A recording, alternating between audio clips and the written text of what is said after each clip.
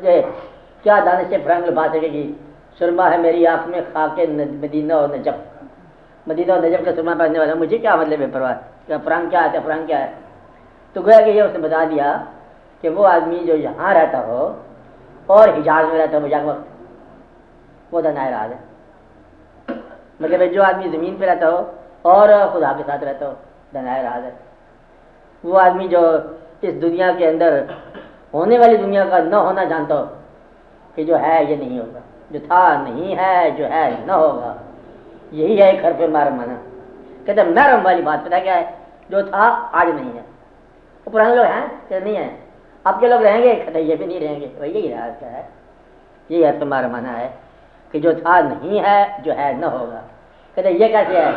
جتنے محترم نام ہیں سارے کے سارے ماضی کے ہیں، جتنے چراغ ہیں سب ماضی کے جلائے ہوئے ہیں، جتنے مطلع انوار ہیں سارے کے سارے ماضی کے ہیں، جتنے مرکز تجلیات ہیں سارے کے سارے ماضی کے ہیں۔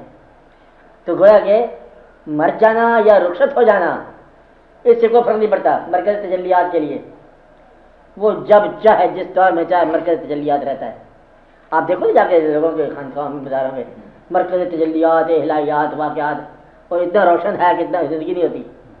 یعنی کہ میں پہلے بتایا آپ کو کہ ان لوگوں کے قبرستان اتنے روشن ہیں جتنی ہماری زندگی نہیں ہے، ان کی موت اتنی روشن ہے جتنی ہماری زندگی نہیں ہے۔ تو وہ لوگ بڑے عظیم لوگ تھے، وہ مرکز راز جانتے تھے، محرم راز، جن کا راز مل گیا اور وہ پھر ایسے روشن ہو گئے۔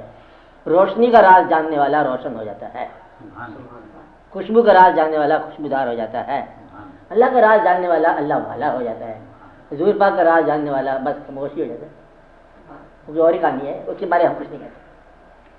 اب یہ سمجھو کہ وہ بڑی بات ہوتا ہے جو اس راز کو جان جائے، بس وہ جان جائے تو بس چپ ہو جاتا ہے، وہ بتا نہیں سکتا کیا ہوگا تو کیا نہیں ہوگا۔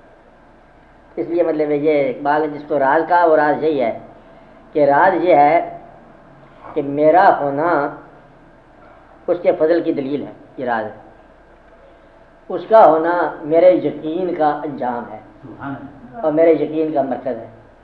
میں اس کے ثبوت کی بات نہیں کرتا، تو میرا یقین ہے، نہیں ہے تب بھی ہے تو تب بھی ہے، مطلب یہ ہمارا اعتماد پیدائش۔